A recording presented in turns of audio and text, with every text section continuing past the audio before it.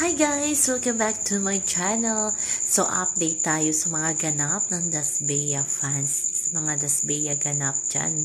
Para sa mga Dasbea fans. Kasi nga, matagal na nilang hinahanap si Bianca at si Dustin mula nang magkagayan di oro itong si Bianca. Walang ayuda na dumating sa kanila or may nag-feed sa kanila at nagiging low-key private na ang lover na sina Dustin at Bianca. Bisi-bisihan na ang dalawa at hindi na nila nakita kahit sa Iraya medyo hindi na nagtatambay si Dustin at si Bianca dahil siguro nag-start na yung mga taping nila, yung mga photoshoot nila para sa kanilang endorsement. Kaya medyo busy nga si Dustin at hindi na nakapagpunta muna sa kanyang restaurant na Iraya. Ganon din si Bianca. Grabe daw talaga kabook ngayon ni Bianca. Kaya walang time si Bianca muna sa chill-chill na yan. Pero ito na nga guys, lumabas na ang photoshoot ni na Bianca at Dustin sa Metro Style. Ayan. Sabi pa nga ng Metro Style, si Bianca at si Dustin yung duo nila hindi malilimutan at tinagurian silang iconic duo sa loob ng PBB House.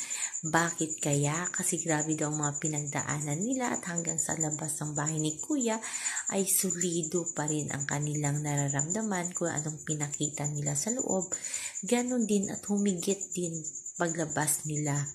Sabi nga ni Dustin, pinatunayan niya talaga kay Bianca kung ano ang kanyang mga sinabi sa loob ng bahay ni Kuya ay talagang gagampanan niya sa outside world. At ganoon na nga ang ipinakita ni Dustin at Bianca sa isa't isa.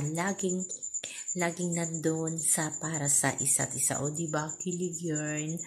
At saka ito na nga guys, si Bianca ay official na endorser ng AV Clinic. At ito pang nakakatuwa sa video ni Bianca, narinig talaga ang boses ni Dustin. So, ibig sabihin nang pumunta si Bianca sa IV Clinic ay nandoon si Dustin kasama niya.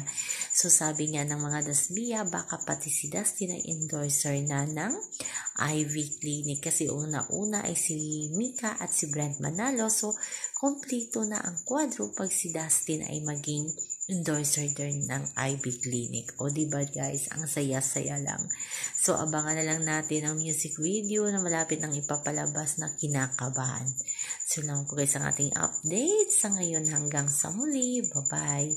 Also remember, wag po tayong magpaka-stress.